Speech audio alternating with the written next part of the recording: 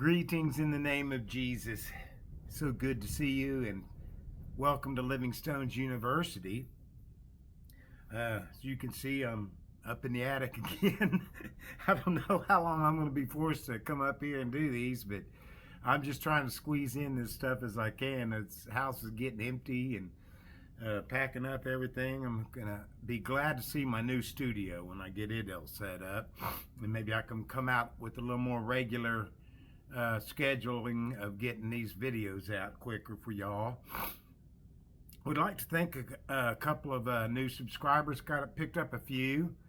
Welcome to Living Stones University. I sure thank you for taking an interest in this channel. And listen, hey, if you liked the last video on the book of Daniel, I've got a series going on. I recommend you go back and start. It's not too late. Just start with the first program. I think this will be the fourth one in the series. I've also got, if you'll just click on the logo, that'll take you, and then hit visit channel. If you'll just go there and check it out, I've got a series on the book of Revelation. I've got a series on eschatology. So there's a lot of teaching there if you like this kind of stuff. I encourage you to like these videos and share them with your friends, and subscribe while you're there checking out the channel. Sure appreciate it.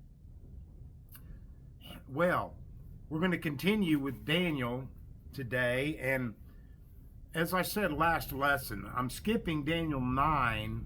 We've gone through Daniel 2, Daniel 7, and Daniel 8. We're just looking at all these prophetic images, these creatures and visions and things that Daniel has had in the book of Daniel, and we're comparing those and looking at how many hints we can get towards this antichrist figure that we may be looking for today, and how many of these signs, if any of those signs, apply to an antichrist figure rising up today. And we're just checking all of that out. Now, as we get to the end of this series, I'm going to go back with my chart with all the signs, and we're going to add in all the extra signs we've seen that weren't on that first one that had 7 signs initially. And we're just going to add all the other signs that we've seen, and we're just going to compare, and hopefully that's going to help us at what we're going to be looking at today with the rise of an antichrist figure in our society. So got a lot of reading today. I'm going to try to cover chapter 10, 11, and 12 because they're all one continuous thing.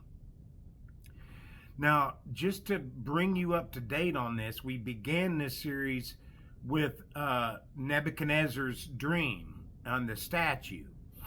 And Daniel's in Babylon. He interprets that dream and went through it as 4 kingdoms depicted in the statue: Babylon, Medo-Persia, Greece, and Rome. Then we went to Daniel 7 on our next lesson, and we noticed that Daniel had a dream. And he had dreamed of the same 4 kingdoms, only they were 4 individual beasts. He's still in Babylon at this time, but in chapter 7 was the first year of Belshazzar the king, who I think, I could be wrong on this, I think it's Nebuchadnezzar's grandson. So this was sometime after Nebuchadnezzar. And then in Daniel 8, our last lesson, we saw Daniel still in Babylon, and it was in the 3 years later, in the 3rd year of the reign of Belshazzar. We went through all that.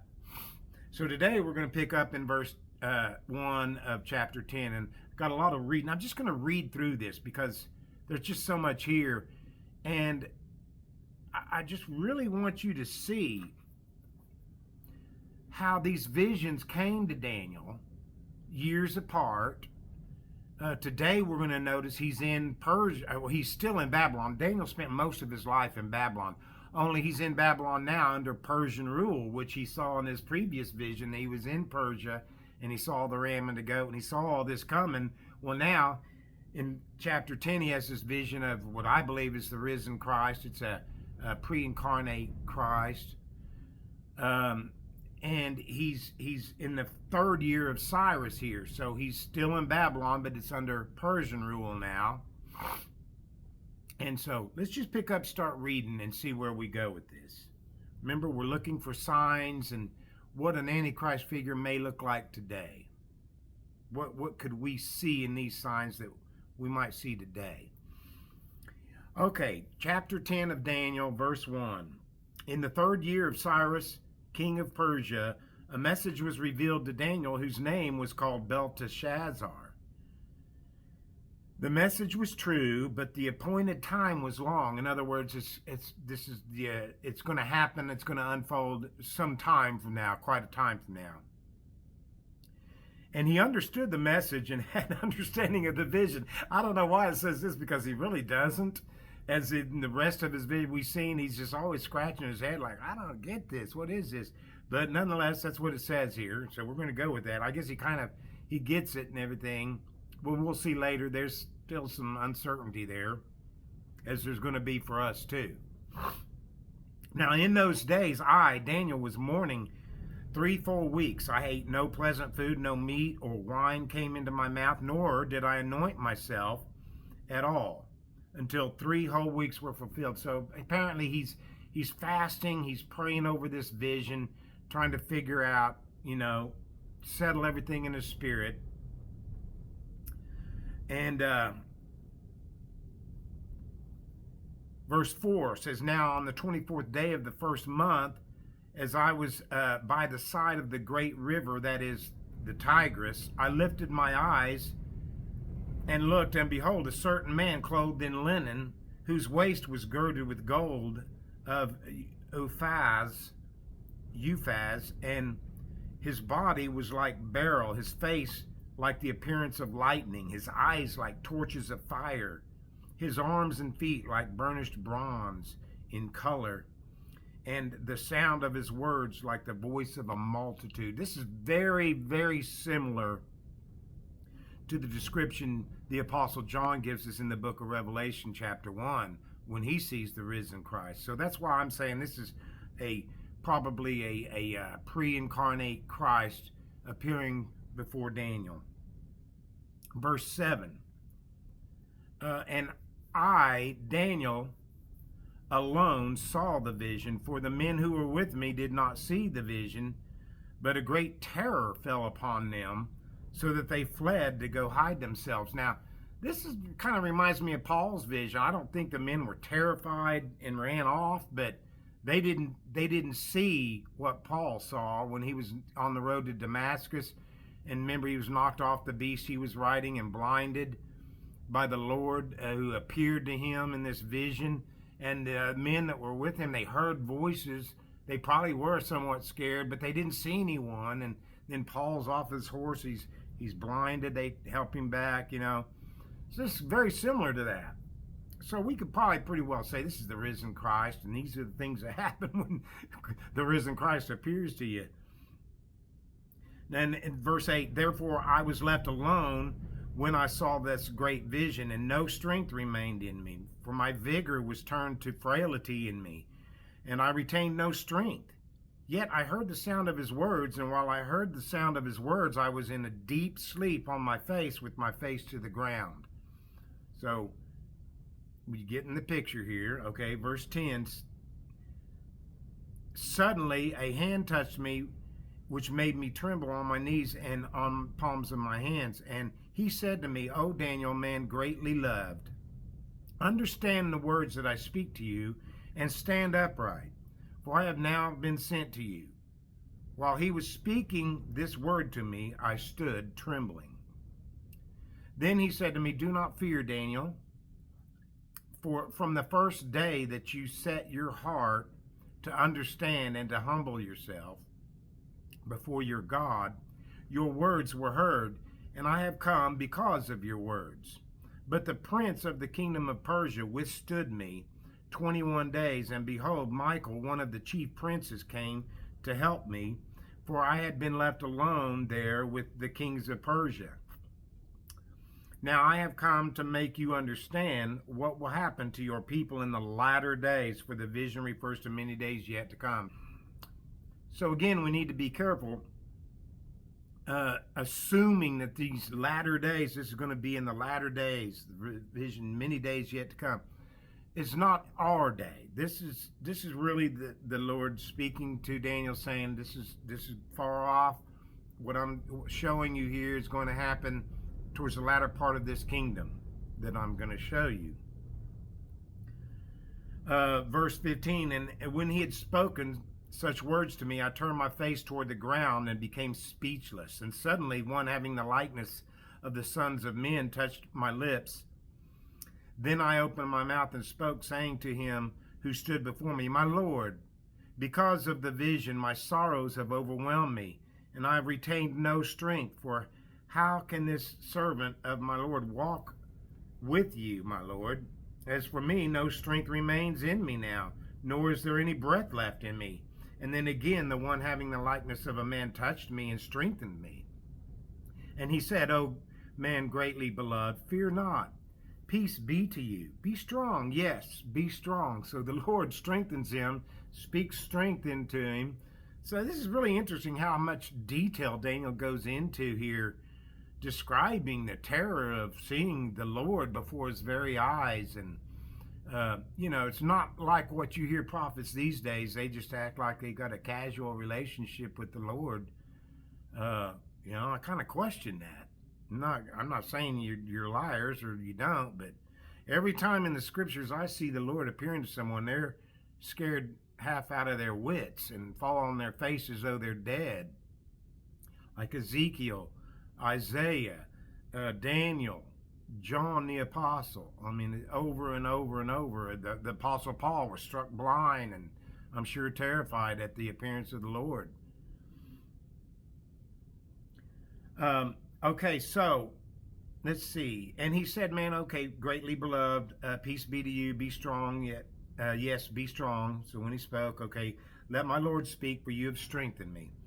Then he said, verse 20, do you know why I have come to you? And now I must return to fight with the prince of Persia. And when I have gone forth, indeed, the prince of Greece will come. But I will tell you, okay, well, let me just stop right there. Verse 20. So he said, when you prayed, I heard immediately and came, but the prince of Persia was withstanding me. So get a picture of this. I think this is still going on today. There's no reason to believe this is just an isolated incident. I think we see a principle here of principalities and powers and spiritual wickedness in high places having strongholds and territories over certain countries. And you've heard me talk about these beast nations who are turned completely over to the beast. Like America right now, we're not a beast-driven nation yet. The beast is here. The beast is fighting and battling, just like this going on right now. I'm sure there's angelic powers over America right now fighting for America as the prayers of the saints are going up, and I hope they are. But this is just so interesting to see this this unfolding in the spirit realm, how these principalities and powers and spiritual rulers of darkness are trying to thwart the plan of God and God's desire to make things known to his prophet Daniel. And that same thing's going on today. I'm sure that spiritual warfare is going on today. They're trying their best to thwart God's plan for America. They're trying their best to do everything they can to disrupt anything that God has planned. And that's what we see here. It's just so interesting I just want you to kind of absorb that and take that into consideration of what's going on around us today. We see so many of these ungodly policies manifesting in our society and in our government, and that's because of these principalities and powers, right? Now look at verse 21, the last verse of chapter 10. We're about to go into chapter 11. This is very, very confusing and very interesting. I don't understand it. I'm going to do my best to try to explain it to you. But it says, but I will tell you what is noted in the scripture of truth. Now look at this parentheses here if you're following along with me in your Bible. In parentheses it says, no one upholds me against these, that being these spiritual wicked rulers, right? except Michael, your prince. And then then we got to go to the next chapter and notice that parentheses is still, and then it's completed at verse 1. So the last verse, part of the last verse of chapter 10 is a parenthesis that doesn't end until you get into chapter 11, verse 1. And which wouldn't be a big deal, but we got a different king now. Also in the first year, verse 1, of Darius the Mede, even I stood up to confirm and strengthen him. In other words, God is using Daniel to encourage and strengthen these and lead and guide these rulers of Persia to accomplish God's plan to rebuild Jerusalem and the temple. So, but anyway, yeah, that parentheses thing, I don't fully understand it, and I don't understand. Apparently, this is the first year of Darius. Now this vision continues. In other words, in chapter 10 at the end, the Lord shows up to him and says, I'll make known to you all of this, and we'll make it clear. Well, apparently now, here just sometime later, in the first year of Darius, he's going to make good on that. He's going to make all this clear, because what we're going to see now is a zooming in on this Persian Empire and the Greece Empire that we began in chapter 8. And we're going to zoom in on that and get a lot more details. The details in chapter 11 are astounding, and I want you to see that, which should keep us rooted in this partial preterist type of view, that this stuff, keep in mind, this has been fulfilled, and it's very specifically explaining what it's about, and it has happened. So just keep that in mind as we go forward. Verse 2, Daniel chapter 11, verse 2. He says, and now I will tell you the truth. Behold, 3 more kings will arise in Persia, and the 4th shall be richer than them all. And by his strength, through his riches, he shall stir up all against all the realm of Greece. So 3 more kings will arise. In other words, he's got Cyrus. That's where it started. Remember, it started. The risen Lord appeared to him in the first year of the reign of Cyrus. Okay. And then 3 more kings are going to rise in Persia. That would probably be Darius, Cambyses, and Xerxes, which would be that 4th king of the 3 more after Cyrus. And Xerxes indeed was richer than all the others. And what Xerxes did is just what it says here. He began to flex his muscles and pick fights where he probably shouldn't have, had no business doing so. The kingdom of Persia at that time of Xerxes was already in decline. And maybe that's what prompted him to flex his muscles, so to speak, and cause trouble in a lot of territories that were ruled by the Greeks at that time. He was, I guess, trying to expand his influence in the realm. But that's what Xerxes did. And let's look at this next verse here. Verse 3. Now we shift gears, because remember he said, when I leave, the prince of Greece is going to come. So it's telling us Persia's about to fall, Greece is about to take over. Verse 3 says, then, okay, this is after Xerxes and after his reign, right? And after him flexing his muscles, and then his reign is gone. Then a mighty king shall arise, who shall rule with great dominion and do according to his will. This would be Alexander the Great. And we know that because let's just read this next one. And when he has arisen, his kingdom shall be broken up and divided toward the 4 winds of heaven, but not among his posterity, nor according to his dominion with which he ruled. For his kingdom shall be uprooted even for others besides these. In other words, we know Alexander didn't live very long. He died young, in his 30s, and the kingdom did not go to his offspring. He didn't really have a dynasty to follow and rule. He was just a soldier. And when he died, 4 of his generals divided up the kingdom, as we've already gone through all that. And that's just all this is saying here. But let's see. Let's get on down here now to verse 5. Now this is where we're going to get into these post-Alexanderian struggles and skirmishes that you've heard me talk so much about. The king of the north and the king of the south will be the focus of all of these battles. It's like the kings of the east and west. The other two generals aren't even really mentioned here.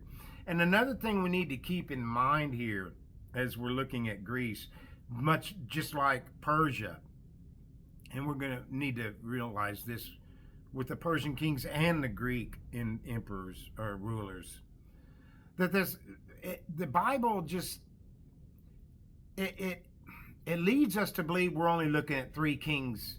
It doesn't even mention Cambyses. It just mentions Xerxes and Darius and Cyrus. But Darius the Mede, or Darius the First, there was like Darius the Second, Darius the Third, and then there's Cambyses. There's there's several. This is a long dynasty of 150, 200 years of ruling in the Persian Empire. This didn't just happen boom, boom, boom. Some time went by. And it's the same with what we're about to read here in verses 5 through the end of the chapter here about these kings of the north and the south. This isn't just one king. And this isn't all Antiochus Epiphanes. He doesn't even come on the scene until like verse 20.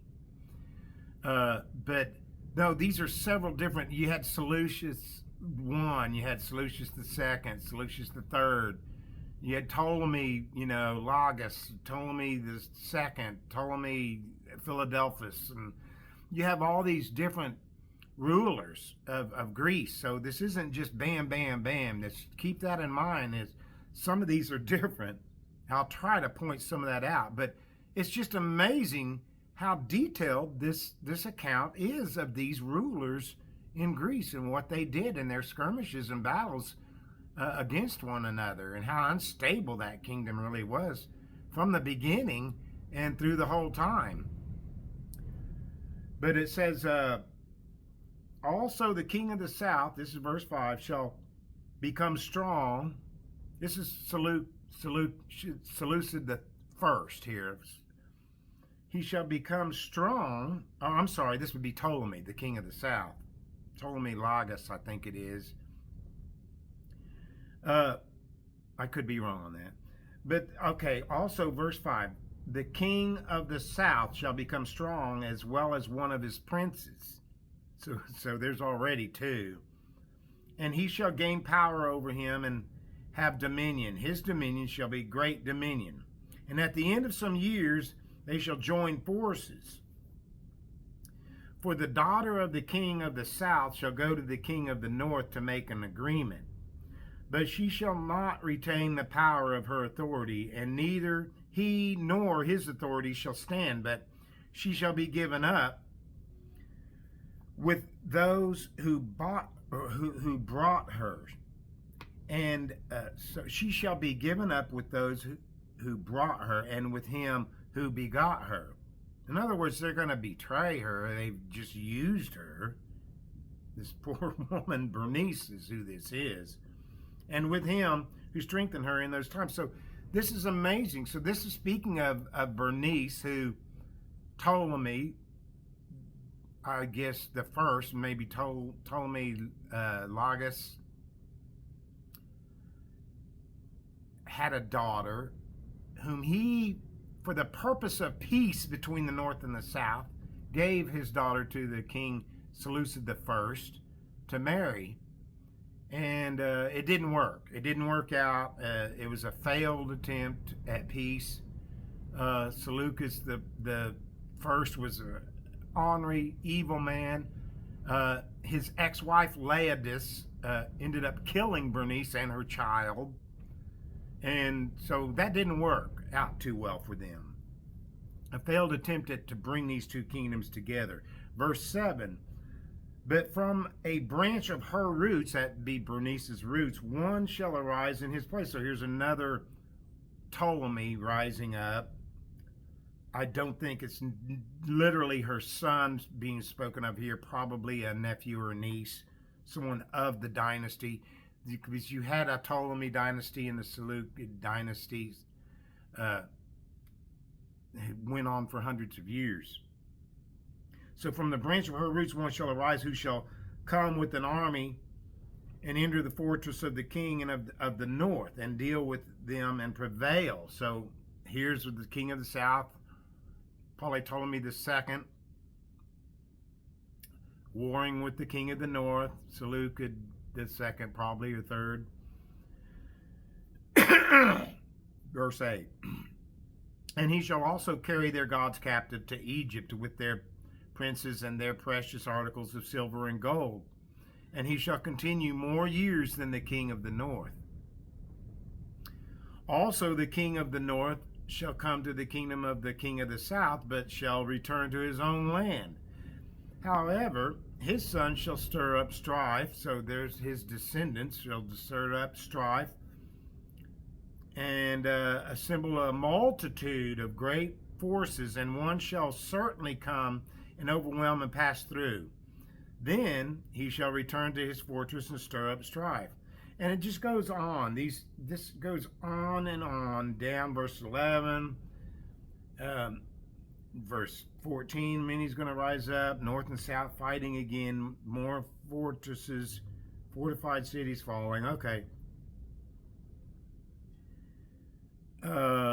Let's get down to verse 17. I'm going to pick up at verse 17. Daniel 11:17. So we're still looking at these various kings in these dynasties of the Ptolemy dynasty and the Seleucid dynasty, or Seleucid. Verse 17 says, he shall set his face to enter with the strength of his whole kingdom and upright ones with him. Thus shall he do, and he shall give him the daughter of women to destroy it, but he shall not stand with him or be for him. After this he shall turn his face to the coastlands and shall take many. But a ruler shall bring the reproach against them and an end. And with the reproach removed, he shall turn back on him. Then he shall turn his face toward the fortress of his own land, and he shall stumble and fall and not be found. So that's the end of that one. King there. And then verse 20. Now we're about to see the rise of Antiochus Epiphanes, the king of the north, the Seleucid king here, who does so much damage and is so evil. In verse 20, there shall arise in his place, that the one that just fell, that would probably be Seleucid the third. So now Antiochus Epiphanes IV will arise. Okay, there shall arise one in his place who imposes taxes on the glorious kingdom. Excuse me. But within a few days he shall be destroyed, but not in anger or in battle. And in his place, now here's where Antiochus Epiphanes comes. In his place shall arise a vile person, to whom they will not give the honor of royalty, but he shall come in peaceably and seize the kingdom by intrigue. Remember what the description of, we got a brief description of Antiochus Epiphanes in chapter 8. What was it he said? He was a man of fierce countenance, and he had understanding of schemes, of what sinister schemes. That was it. He had understanding of sinister schemes. In other words, he's very, very deceitful, very smart, very skilled at the art of deception. And that's how he enters. He's not royalty. He did not ascend to the throne by dynasty of his name. He came in and tricked his way in, and through intrigue and deception and manipulation and intimidation, he gained power. And that might be something for us to look at today, which I've already said. I've got my eye on, I've got my eye on Obama. I have not eliminated him as a possibility. He gained power through deceit. That may be something for us to look at. An antichrist today rising up is not going to be someone who is of royalty. He's not going to be someone who ascends legally through a dynasty. He's going to get it by deception and fraud and intimidation. And that's exactly what Obama did. Let's see. So verse 22, with the force of a flood, they shall be swept away from before him and be broken, and also the prince of the covenant. And that would be, the prince of the covenant here is probably speaking of the high priest. Remember in Daniel 8 lesson, I mentioned the priesthood was so corrupted by this time. Jason, let's see. So this is saying that Antiochus Epiphanes came to power and got rid of the high priest. And Jason came in as high priest, who literally bought the priesthood, probably paid Antiochus Epiphanes, bought the priesthood. And then when Antiochus Epiphanes came back through in one of his military campaigns from Egypt, I think the second time he came through, started in the strong persecution and put in that Menelaus, I think, Menelaus as high priest, who also paid money for the priesthood. That's how corrupt the priesthood was then. But yeah, that's what this is saying, that he's going to come in. He shall be swept away from before him and be broken. Also the prince of the covenant, or the high priest of the covenant, is going to be broken. And then he puts in these crooked, horrible people. And after the league is made with him, he shall act deceitfully. For he shall come up and become strong with a small number of people. He shall enter peaceably, even into the richest places of the province. And he shall do what his fathers have not done, nor his forefathers. He shall disperse among them the plunder, spoil, and riches, and he shall devise his plans against the strongholds, but only for a time. So he takes all these spoils, he bribes and buys his way to influence and expand his influence and over the territory that he has here. But only for a time, notice that. Verse 25, and he shall stir up his power and his courage against the king of the south. So here's again, he's warring with the great army. And the king of the south shall be stirred up to battle with a very great and mighty army. So again, this kind of goes on,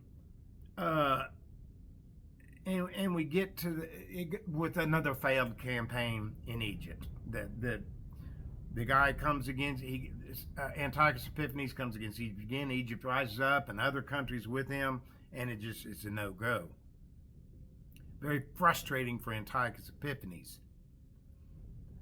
At verse 29, chapter 11, verse 29 of the book of Daniel. At the appointed time, I love this. That, in other words, God's got all this under control. All this, he said this is what's going to happen. It happens when he says it's going to happen, just like he said it's going to happen, right? That's our God. And that brings me great comfort, as it should you as well. I know many dispensationals just can't bear the thought of not having a pre-tribulation rapture. We're going to be out of here before it gets really bad. Well, just rest in the fact that God's plan is unfolding before our very eyes, and he's got you and me in the palm of his hand. And it may get kind of rough here, but he's going to preserve your soul. Is preserved forever and ever and ever, and you win. Get over this fear of being here for a tribulation. You're in the tribulation now, brother.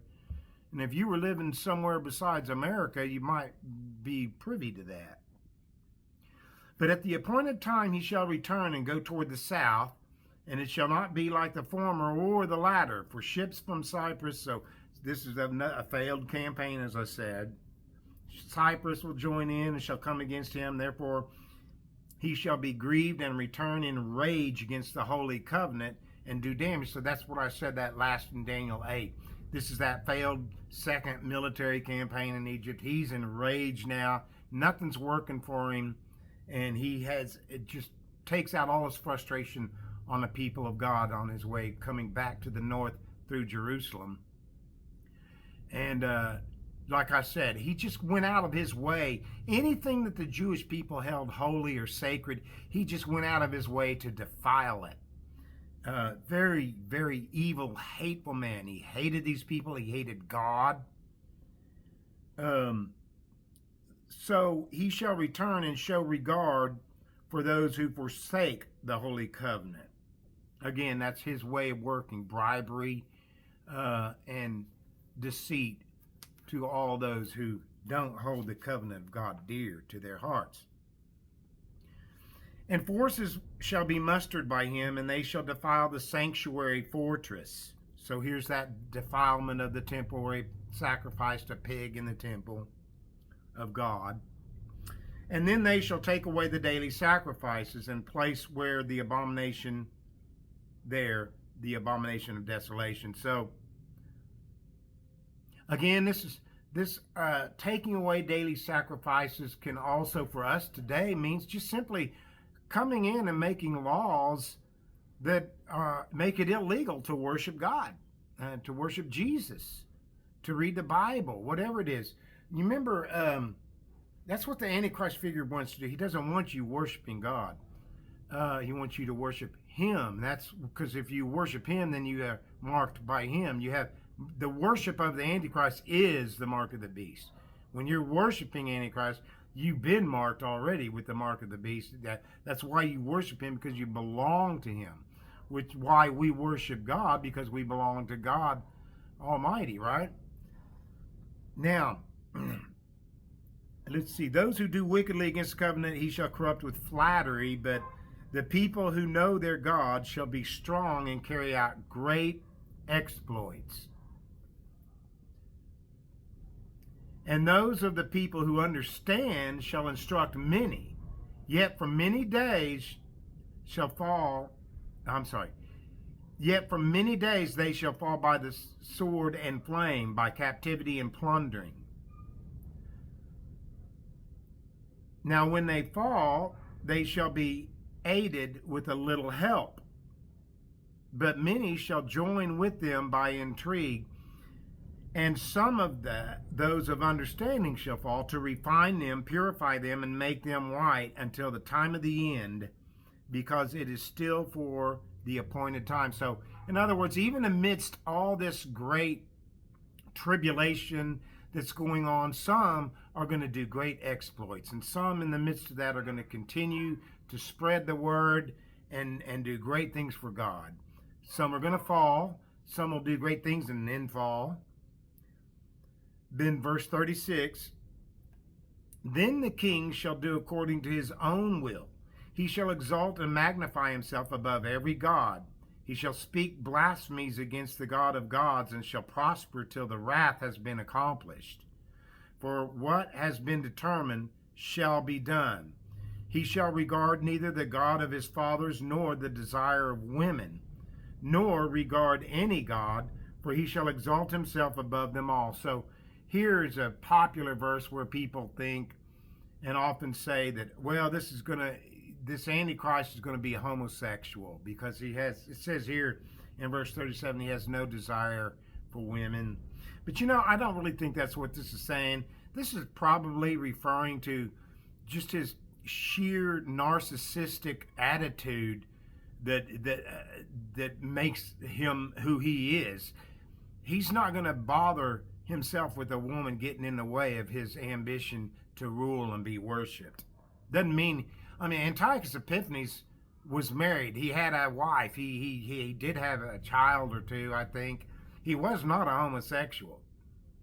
And so there's no reason to think that that's what this is talking about. On the other hand, we see the personality of Antiochus Epiphanes goes beyond. It would be the type of person who just is so self-centered and so focused on being worshipped that nothing's going to get in the way of that, or nothing's going to be held dear to him except that. And that's what I think this is really talking about. And that's probably going to be something we should look for in an Antichrist figure today. I don't think it's good the fact that he's going to be a homosexual. He's just going to be extremely narcissistic, self-centered, skilled at the art of deception, a great orator, these types of things. Very focused, not distracted with women, not distracted with other people or this or that, focused on being worshipped and controlling everybody. That's what we're looking at here. Verse 38. But in their place he shall honor a God of fortresses, and a God which his fathers did not know, he shall honor with gold and silver, with precious stones and pleasant things. Thus he shall act against the strongest fortresses, with a foreign God, which he shall acknowledge and advance its glory, and he shall cause them to rule over many, and divide the land for gain. Now, verse 40. Now, let me just say this before we get into verse 40, because what I'm about to read is not agreed on by most scholars. Most all scholars agree that verses 21 through 28, where we just read, which really detail that 6.5 year period we talked about in chapter 8, that 2,300 days. That's what we just kind of went through, and it gave us the detail of what he's doing during those 2,300 days that ended in a 3.5 year period of intense persecution. Well, that kind of detailed that, and it was to the letter. I mean, amazingly accurate. But now we get to here, verse 40 through the end of the chapter. It doesn't line up. It with what Antiochus Epiphanes did, or where he died. Some of the battles, he never were recorded in history. So historians and scholars don't really understand this is not talking about Antiochus Epiphanes, because that he didn't do these things. But let's go ahead and read it anyway, because maybe this is shifting, as you're going to see when we get to Daniel chapter 12 here in a second. It shifts to a prophetic view that, my gosh, it's got to be something mysterious maybe for today. We're going to see that. Maybe that's what this is. Since it's not Antiochus Epiphanes, maybe we're seeing what's going to happen in our day. It says, at the time of the end, the king of the south shall attack him. See, that this talk and this context is going to suggest this is still the Grecian Empire. So it gets very confusing from here on out. But at the time of the end, the king of the south shall attack him, and the king of the north shall come against him like a whirlwind, with chariots, horsemen, and with many ships. Now, this is where we start getting. Antiochus Epiphanes did not have this navy that he went out against people with. And he shall enter the countries and overwhelm them and pass through. He shall enter the glorious land, and many countries shall be overthrown, but these shall escape from his hand: Edom, Moab, and the prominent people of Ammon. So again, these people, Edom, Moab, are both just right directly on the eastern border of Israel. And Ammon down towards Egypt. And he shall stretch out his hand against the countries, and the land of Egypt shall not escape. He shall have power over the treasuries of gold and silver, and over all the precious things of Egypt, which he didn't. Also the Libyans and Ethiopians shall follow at his heels. But news from the east and the north shall trouble him, and therefore he shall go out with great fury and destroy and annihilate many, and he shall plant the tents of his palace between the seas and the glorious holy mountain. Yet he shall come to his end, and no one will help him. So again, there's the death of Antiochus Epiphanes. I don't know what all this passage means. From verse 40 to the end, I don't know. I'm not going to sit here and pretend like I know. I don't know. Could be talking about our modern times, but it's still mentioning king of the north, king of the south. The context would really lead us to believe this is more of the same battles between Persia and Greece and four generals skirmishes between each other and all those struggles that were going on. So I'm just not sure how to apply all of that to our day or the days of Antiochus Epiphanes. And that's the way the Bible is. Sometimes you're just left and you have to say, I don't know. I don't understand. And I don't know that part. I would be misleading you if I tried to tell you something spot on, because I just can't do it. I'm going to just agree with the scholars who cannot agree and don't understand why it's spoken at the end of the chapter. It's almost like that verses 40 through the end of the chapter should have gone in before verses 20. And when it was explaining all those skirmishes between those other Seleucid, the first, second, and third, and Ptolemy 1, 2, and 3, and whatnot. Maybe it should have been in there. I don't know. I don't understand it. But anyway, let's get on with it and finish this out. I know we're getting kind of late. I want to try to finish this in under an hour. Let's go to verse 1 of chapter 12, and this is very interesting. Notice the first words it opens up with. At that time. What time? Well, that's going to introduce us back to chapter 11. So this puts us back in that context of chapter 11. Yet, this all seems to be future in a mysterious way. That's what prophecy does, especially apocalyptic prophecy. It'll be talking about a king or something, and then the next thing you know, it's shifted, but it's still using the same language, like Ezekiel did when he's talking about the king of, I can't remember which king he's talking about, Tyre, I think. And then all of a sudden, he shifts to Satan in the garden within the same sentence. That's what apocalyptic prophecy does, though. And that's what's happening here. At that time, Michael, so we still see Michael, shall stand up, the great prince who stands watch over the sons of your people. And there shall be a time of trouble, such as never was since there was a nation, even to that time. And at that time your people shall be delivered, everyone who's found written in the book. So here's this all famous scripture that dispensationals apply to our day or a future kingdom coming during the tribulation, when Michael's going to stand up and deliver the people right before Jesus comes back, I guess. These are the words of Jesus even in Matthew 24. Remember, he said there's going to be a time of trouble like never was, no shall ever be again. Same thing is said here. So the dispensationals are going to put that as their future tribulational deal. But the context doesn't suggest that. The context puts us in Greece with these skirmishes between these kings of the north and the south. Doesn't mean there might not be some pictures for us to look at for today. It's definitely, this, as you'll see as we go on, this definitely gets more and more mysterious. But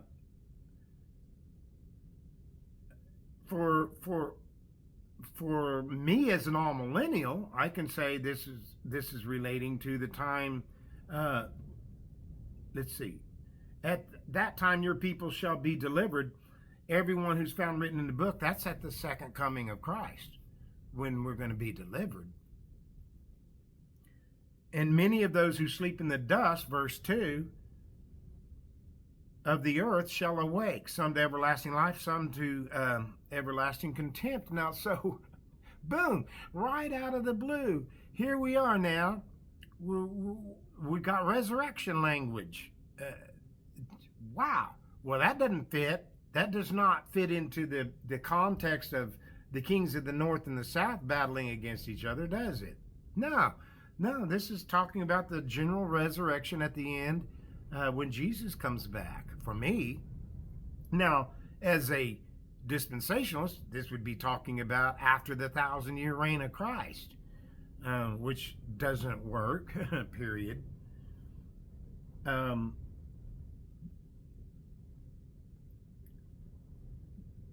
And here's some more of the same language that was just mentioned about during the midst of this horrible tribulation, some of the saints of God are going to be doing great exploits and having great success, but they're going to be hard persecuted as well. Many will die. Just listen to this, verse 3. This confirms that again.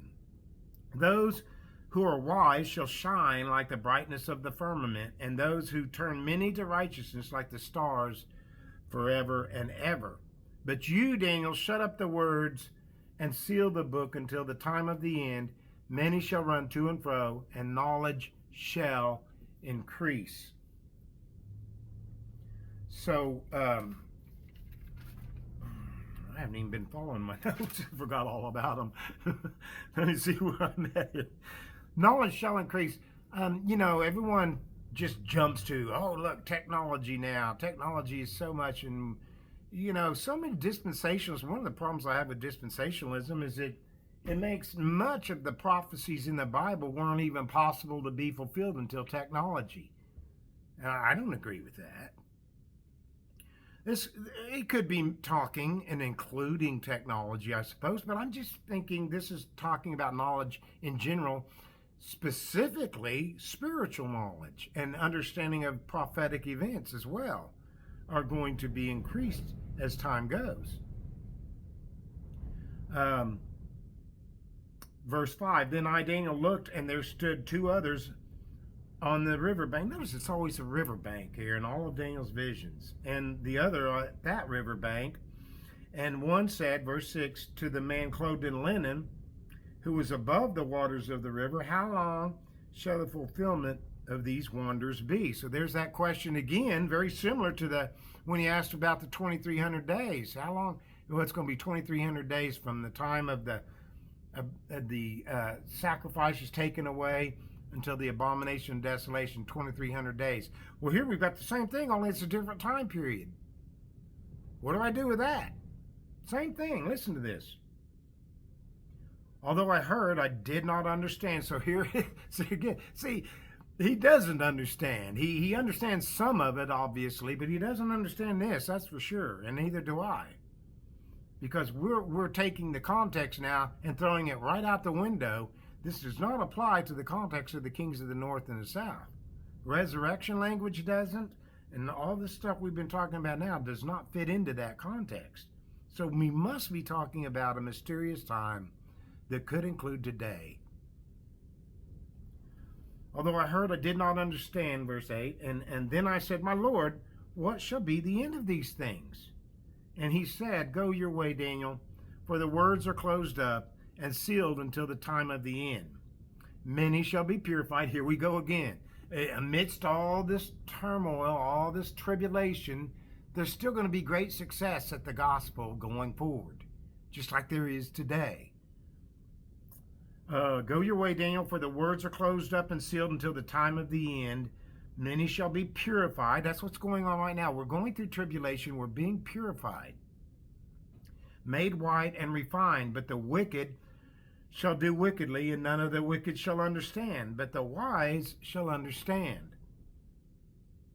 And from the time that the daily sacrifice is taken away, and the abomination of desolation is set up, there shall be 1,290 days. So that's not 2,300 days. That's literally half that time.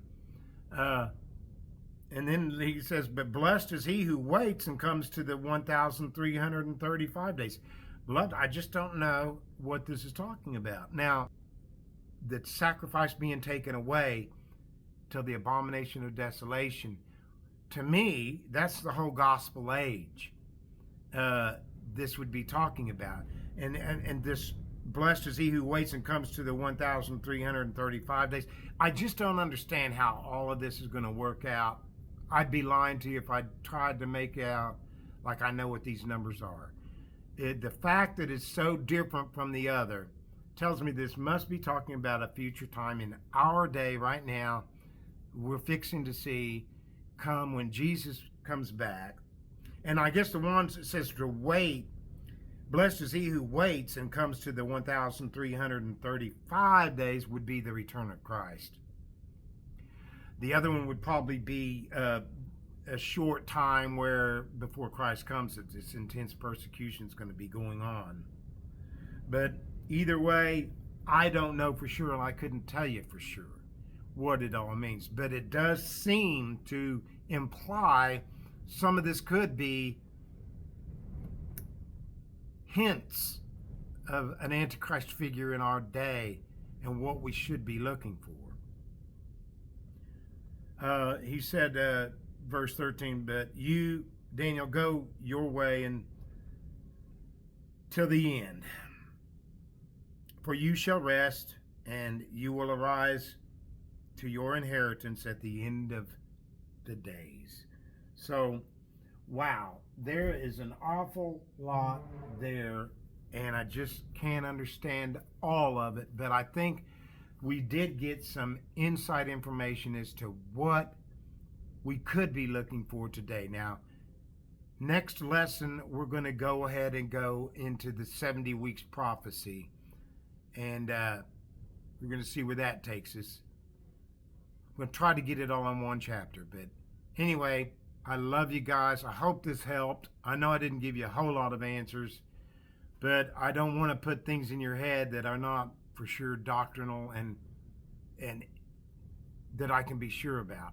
I want you to think for yourself as well and take a step back and make your own choices, right?